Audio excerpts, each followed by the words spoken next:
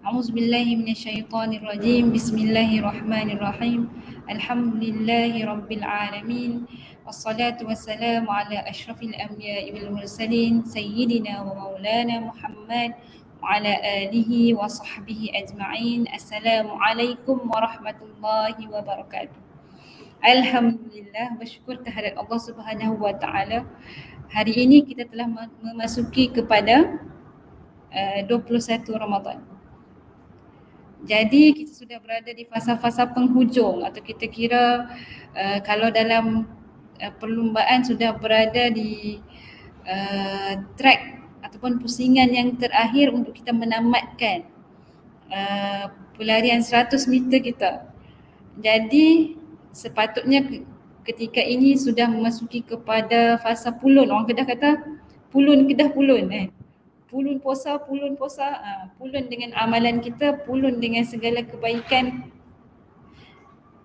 pulun dengan segala kebaikan yang boleh kita lakukan, pulun dengan segala amalan-amalan yang akan dilipat gandakan pahalanya. Teruskan sehinggalah kepada pengakhirannya. Rebutlah peluang yang Allah berikan ini untuk kita sama-sama memburu takwa. Kan, sebagaimana natijah yang semua orang mahu capai ketika bulan Ramadan adalah menjadi orang-orang yang bertakwa, insya-Allah. Okey, baik. Hari ini kita akan meneruskan sesi pembelajaran kita. Saya sebut kepada sesi pembelajaran lah. Sama-sama kita belajar masih lagi tentang kisah ataupun kita sebut kisah ataupun cerita tentang kaum Nabi Saleh, iaitu kaum Thamud.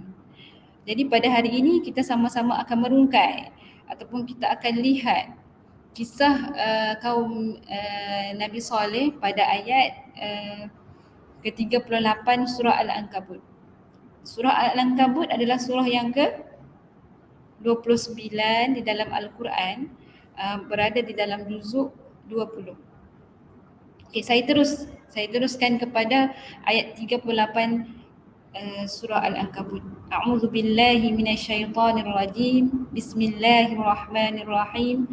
Wa 'adan wa thamud wa qad tabayyana lakum min masakinihim wa zayyana lahumus syaitanu a'malahum fasaddahum 'anis sabil wa kanu mustabsirun.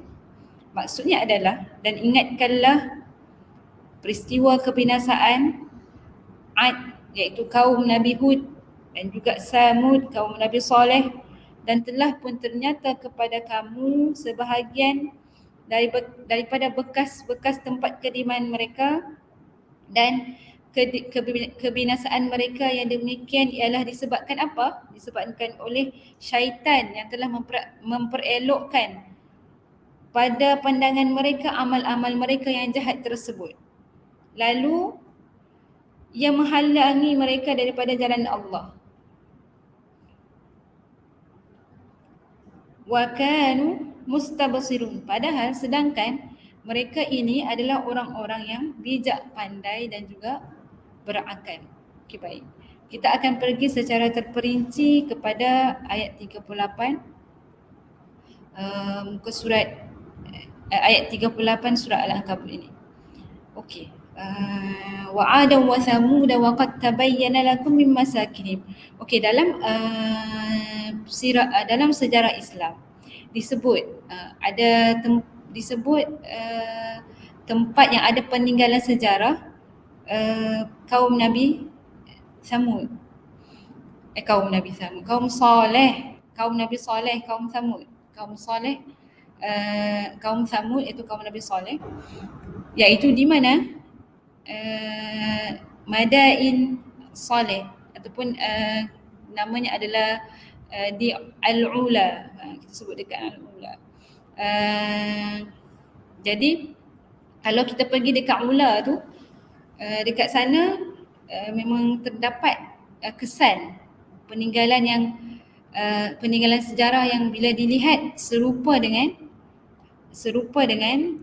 apa yang disebutkan dalam Al-Quran berkaitan dengan Al-Hijr, iaitu kediaman kaum Nabi Saleh.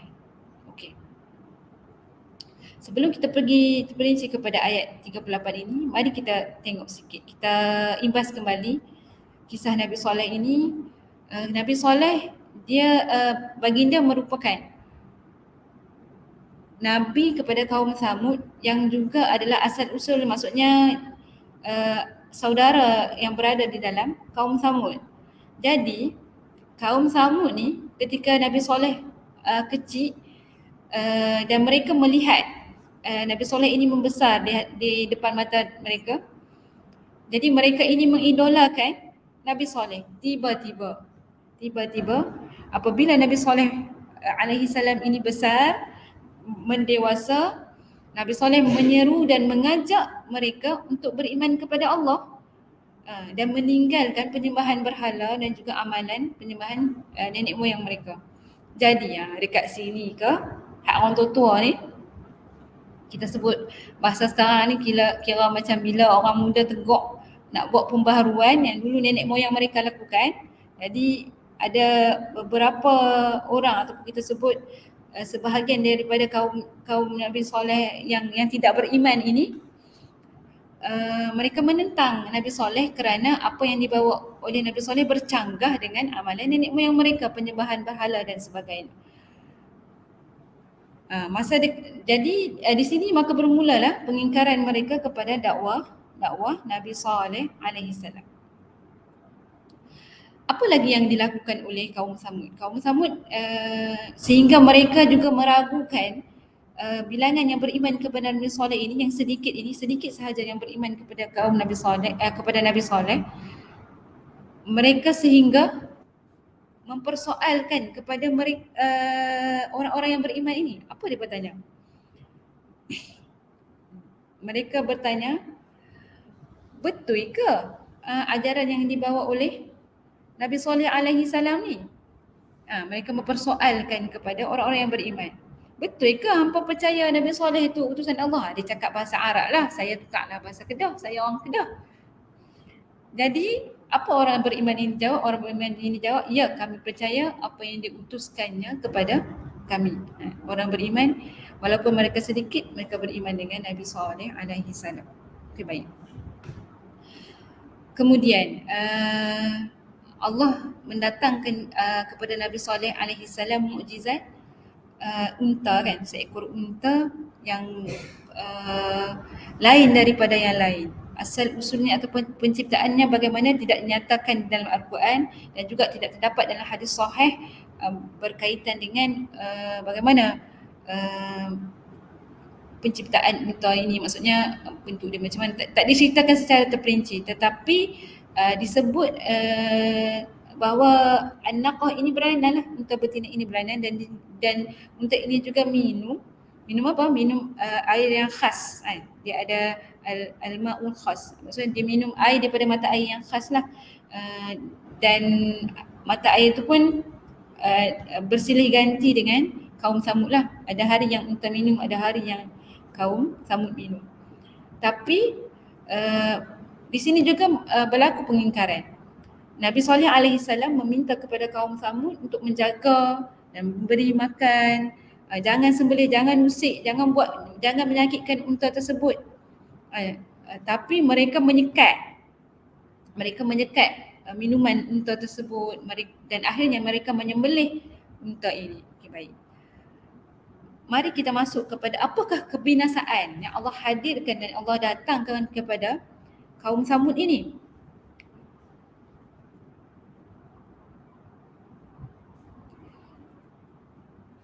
Azab kepada kaum Samud ini dalam masa 3 hari selepas mereka melakukan penyembelihan unta tersebut. Kan dalam surah Hud, fa'aqaruha faqala tamatta'u fi darikum salasata ayyam dzalika wa'dun ghairu makdzub. Mereka kemudian yang menyembelih unta itu, lalu berkatalah Nabi Saleh kepada mereka, bersenang-senanglah kamu di tempat-tempat masing-masing selama 3 hari. Tempoh yang demikian itu ialah suatu janji yang tidak dapat didustakan. Hampa buatlah hampa nak buat dalam 3 hari. Setelah berlalunya 3 hari, maka terjadilah azab Allah ke atas kaum Samud. Pada hari yang keempat, mereka telah dibinasakan oleh Allah dengan satu letusan suara yang menggempakan bumi pada waktu pagi. Falamma jaa amruna najjayna salihan walladzina amanu ma'ahu birahmatin minna wa min khizyi yawma'id inna rabbaka huwal qawiyyul aziz wa akhadha alladhina zalamu as-sayhatu fa asbahu fi diyarihim jathimin. Surah Hud ayat 66 dan juga ayat 67. Maka ketika datang azab kami selamatkan Saleh beserta umatnya yang beriman dengan rahmat dari kami, dan kami selamatkan mereka dari azab serta kehinaan hari itu. Sesungguhnya Tuhanmu, dialah yang maha kuat lagi maha kuasa, dan orang-orang yang zalim itu dibinasakan oleh satu letusan suara yang menggempakan bumi lalu menjadikan mereka mayat-mayat yang tersungkur di tempat tinggal masing-masing. Okay, dalam surah ayat 83 Allah sebut apa? Allah kata fa akhazathumus sayhatu musbihin. Maksudnya meskipun demikian mereka dibinasakan juga oleh letusan suara yang menggempakan pada bumi waktu pagi. Makna bagi perkataan musbihin ini ialah waktu pagi ataupun permulaan siang, ketika mana datangnya waktu pagi Allah telah menghancurkan dan memusnahkan kaum Samud dengan satu letusan suara yang menggempakan bumi. Okay, dalam surah Al-Qamar Allah sebut ayat 29 hingga 31. Fanadaw sahibahum fata'ata fa'aqar fakaifa kana 'adabi wa nuzur. Inna arsalna 'alaihim sayhatan wahidatan fakanu kahashimin muhtadhir. Mereka selepas itu merasa bosan dengan keadaan unta itu dan berkira hendak membunuhnya. Lalu mereka memanggil kawan mereka yang sanggup membunuhnya. Dia pun bertindak sampai dapat membunuhnya. Maka perhatikanlah bagaimana buruknya azabku dan kesan amaran-amaranku. Sungguhnya kami hantarkan kepada mereka satu pekikan yang sangat dahsyat, lalu menjadilah mereka hancur. Hancur yang bagaimana? Sayhah wahidatan fakanu kahashimil muhtadhir. Hancur yang bagaimana? Seperti ranting-ranting dan daun-daun yang telah pecah hancur yang dikumpulkan oleh pemilik kandang binatang ternak.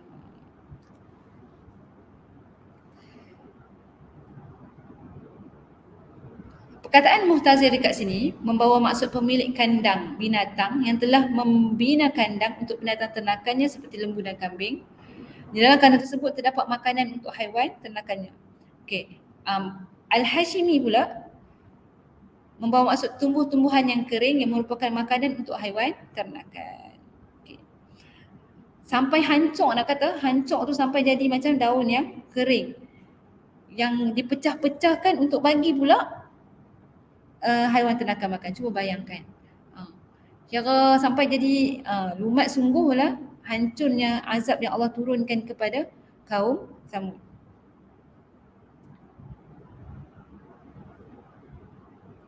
Okey. Dalam Al-Quran ada menyebut tentang azab Allah kepada kaum Samud. Yang pertama disebut sayhah, pekikan suara ataupun kita sebut sebagai letusan suara. Yang kedua rajafah, gempa bumi.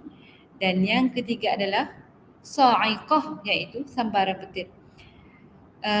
Nampak macam bercanggah, tapi tidak. Sebenarnya hakikatnya nama-nama ini tidak bercanggah antara satu sama lain. Setiap nama ini sebenarnya azab-azab ini menunjukkan peringkat atau marhalah azab yang menimpa kepada kaum Samud.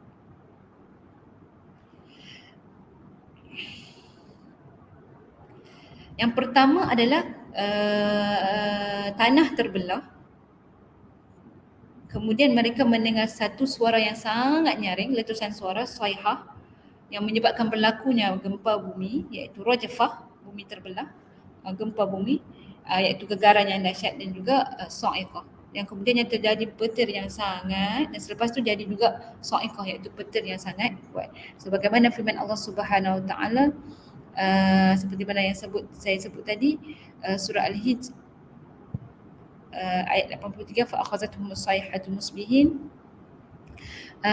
Samin Al-Halbi dalam kitabnya Umdatul Huffaz, dia menyatakan bahawa as-sayha ini adalah satu suara yang keras. Pada asalnya ialah mengeraskan suara, seolah-olah kita mendengar suara bunyi dari kayu yang patah atau baju yang terkoyak. Okay. Kaum Samud dia berhadapan dengan azab tanah bumi yang terbelah dan berlakunya gempa bumi. Seperti mana yang disebut dalam surah Al-A'raf pula, fa akhazathumur rajfatu fa asbahu fi darihim jasimin.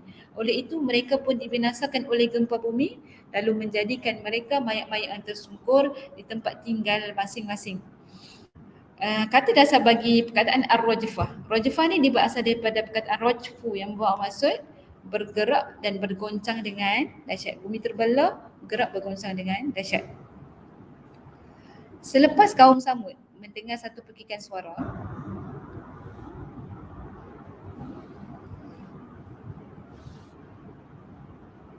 jadi berlakunya apa? Gempa bumi yang sangat dahsyat terjadi kepada mereka. Kemudian disebut pula dalam surah Fussilat ayat ke-17. Wa amma Thamudu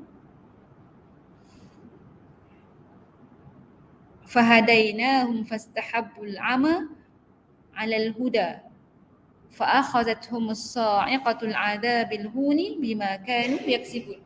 Adapun kaum Samud, maka kami beri petunjuk kepadanya. Allah dah beri petunjuk kepada mereka. Nabi Saleh telah menyampaikan dakwah kepada mereka, tetapi mereka mengutamakan kesesatan daripada hidayah. Mereka pun disambar oleh petir azab yang menghina dengan sebab apa yang mereka telah lakukan. Okay, firman Allah Subhanahu Wa Taala dalam surah Az-Zariyat pula pada ayat 43 hingga 45, wa fi thamud idh qila lahum tamatta'u hatta hin fa'atau an amri rabbihim fa'akhazathum as-sa'iqatu wa hum yanzurun famastata'u min qiyamin wa ma kanu muntasrin. Dan juga pada kisah kaum Samud terdapat perkara yang menjadi pelajaran.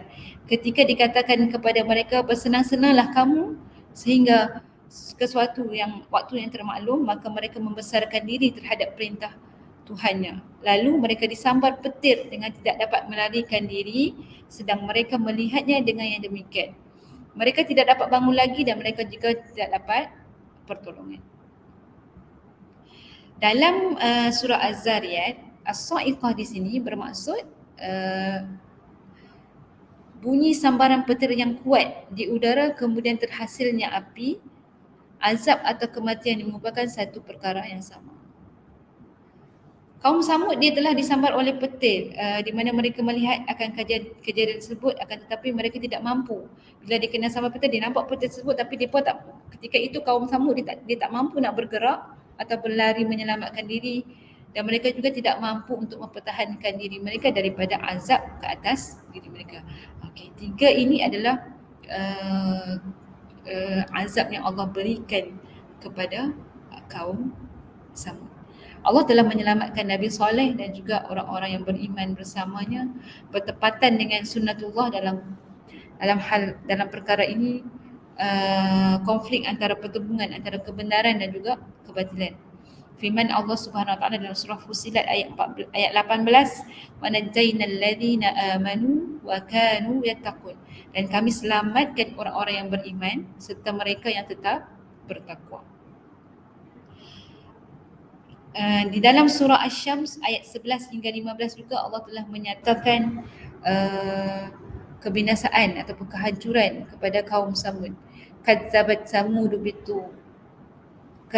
Samud bitughwaha idzin ba'atha ashqaha faqala lahum Rasulullah inaqatallahi wa suqiyaha fakadzabuhu fa'aqaruha fadamdama 'alaihim rabbuhum bidzambihim fasawwaha wa la yakhafu 'uqbaha. Ingatlah kaum Samud telah mendustakan Rasulnya dengan sebab perbuatan derhaka mereka yang melampaui batas ketika orang yang paling jahat di antara mereka menerima perintah dari mereka supaya membunuh unta yang menjadi mukjizat. Maka berkatalah Rasulullah iaitu Nabi Saleh kepada mereka, Janganlah kamu ganggu unta betina dari Allah itu, dan janganlah kamu menyekatnya daripada mendapat air minumnya, supaya kamu tidak ditimpa azab. Setelah Nabi Saleh memberi amaran, lalu mereka mendustakannya. Kan? Kesimpulan daripada ayat 11 hingga 18 ni, seperti mana ayat-ayat yang lain, dinyatakan tentang azab dan juga apa yang telah dilakukan oleh kaum Samud yang ingkar kepada Nabi Saleh. Jadi Allah turunkan azab kepada mereka disebabkan oleh dosa-dosa mereka. Allah menimpakan dengan azab yang mendesakan serta yang mendatangkan azab itu meliputi mereka sehingga punah ranah semuanya, dan Allah tidak hiraukan kesudahan mereka yang demikian, kerana itu adalah balasan yang adil kepada orang yang mengingkari perintah Allah Subhanahu wa ta'ala.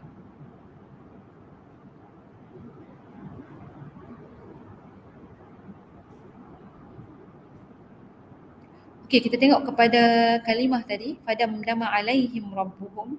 As-Samim berkata dalam menerangkan damdaman dalam firman Allah Subhanahu wa taala, menimpa ke mereka dengan azab.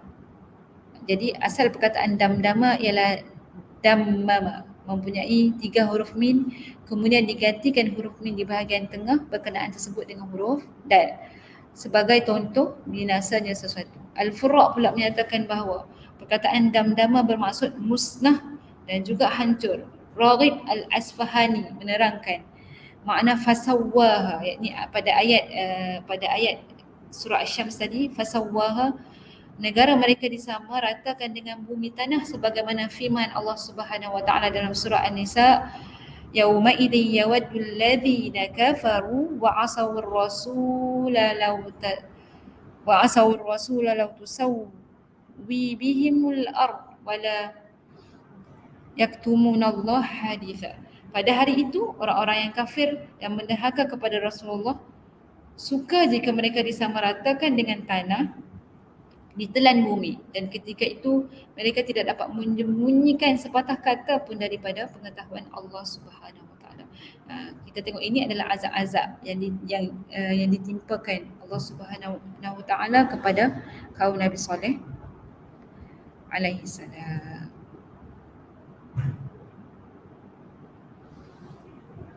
Okey. Ini saya sebut tadi sedikit perincian pada ayat 38. Wa'adam wa thamud wa qad tabayyana lakum min masakinihim, kan, kesan dia selepas dihancurkan azab-azab tadi, apa kesannya? Hancur, jadi sama rata, kan, dah kosong, nampak macam tak ada apa. Itu adalah kesan selepas kebinasaan yang berlaku kepada kaum Samud. Okey. Wa zayyana lahum syaitanu a'malahum fasaddahum 'anis sabil. Syaitan ini telah memperelokkan kerja buruk mereka, perbuatan buruk mereka ini, sehingga menyebabkan mereka ni berpaling daripada jalan Allah, kan. Maksudnya menghalangi mereka daripada mengikut jalan Allah. Bermegah-megah, mereka bermegah-megah dengan apa yang mereka lakukan, dengan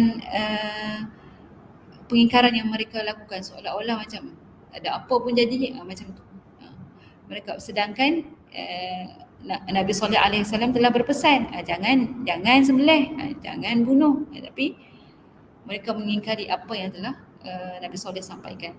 Nabi Saleh dakwah suruh beriman kepada Allah Subhanahu Wa Taala, mereka tak ikut, mereka mengingkari, malah bermegah-megah. Betul kan, mempersoalkan adakah sungguh Nabi Saleh ni Nabi, kan? Mempersoalkan, mempertikaikan semula kenabian Nabi Saleh dengan kata-kata menggelarkan Nabi Saleh dengan mustahrin, itu kita sebut sebagai mereka menyebut Nabi Saleh sebagai ahli sihir, kan? Jadi semua ini merupakan pengingkaran mereka yang membawa kepada kebinasaan dan azab pedih yang Allah berikan tadi. Wa kanu mustabsirin, sedangkan wa kanu mustabsirin.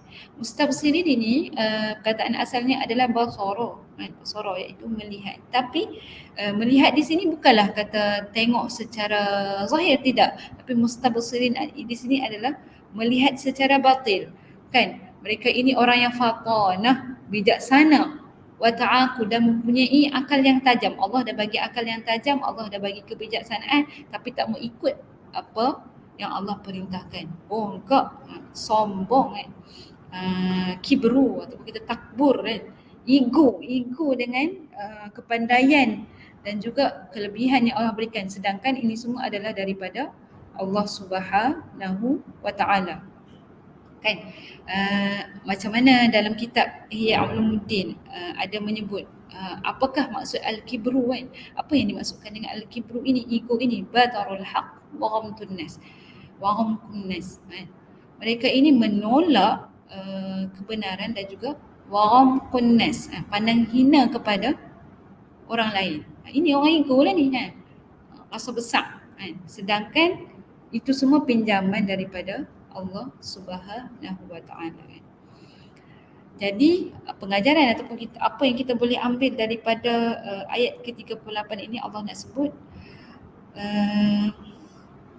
untuk kita sama-sama lihat dan tengok sikap sombong ataupun sikap bongkak ini, ataupun kita kata mengingkari atau mensyirikkan Allah ini, apa azab yang Allah berikan. Kan, dalam surah Al-Ankabut ini kalau kita tengok pada ayat sebelumnya, ayat 37, ayat 36 dan kemudian selepas itu ayat 39 juga Allah menceritakan dan sebelum-sebelum itu juga, ayat sebelum itu juga Allah menceritakan kaum-kaum yang mana mereka menyembah berhala, mereka mengingkari perintah Allah, mensyirikkan Allah, menghina Nabi, bertentangan dengan apa yang Nabi mereka bawa, maka ini adalah azab yang Allah turunkan kepada mereka. Kalau kita boleh pergi sedikit kepada ayat 40.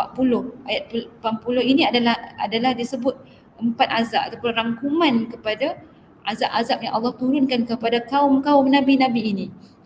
Bukan sahaja Nabi Saleh tapi Nabi Hud, Nabi Shu'aib dan semua nabi-nabi yang lain lah. Okey, baik. Kita boleh lihat sedikitlah kepada ayat 40. Azab yang Allah berikan kepada kaum-kaum ini.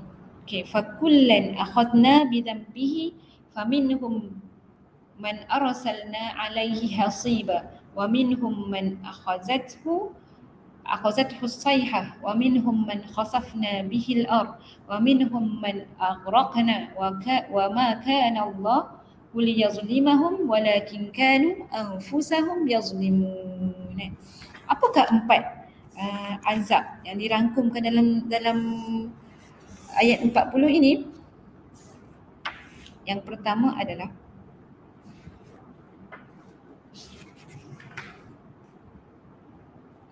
angin taufan. Angin taufan Allah telah mengirimkan kepada sebahagian mereka seperti kaum Ad, iaitu angin taufan, angin yang kencang yang sangat dingin dan berembus kencang yang membawa batu kecil lalu dilemparkan kepada mereka. Ini contoh azab kepada kaum Nabi Ad. Yang kedua, jeritan atau kita sebut sayhah. Allah telah mengirimkan kepada kaum Samud satu jeritan yang sangat kuat atau goncangan yang sangat dahsyat ketika mana mereka terus-menerus mengkufuri Allah Subhanahu wa Ta'ala. Yang ketiga, pembenaman, dibenamkan. Allah menghukum Qarun yang sewenang-wenangnya zalim. Kan? Dia yang bongkak dan membangkang Allah, sombong, angkuh dan sebagainya, maka Allah membenarkan juga dia dan rumahnya ke dalam tanah supaya menjadi pengajaran kepada orang lain. Jangan sombong, jangan bongkak. Yang keempat, penenggelaman. Allah turunkan kepada siapa? Kepada kaum Nabi Nuh dengan taufan kerana kekufuran dan penyembahan mereka kepada berhala-berhala, lalu Allah tenggelamkan kaum Nabi Nuh. Ini adalah 4 azab yang dirangkumkan di dalam ayat 40 surah Al-Ankabut. Okey. Saya kira sampai di sini sahaja berkaitan dengan azab ataupun kisah kaum Nabi Saleh, dan juga kita rangkumkan sekali dengan azab-azab yang Allah kirimkan kepada kaum-kaum yang lain. Wallahu ta'ala a'lam. Assalamualaikum warahmatullahi wabarakatuh.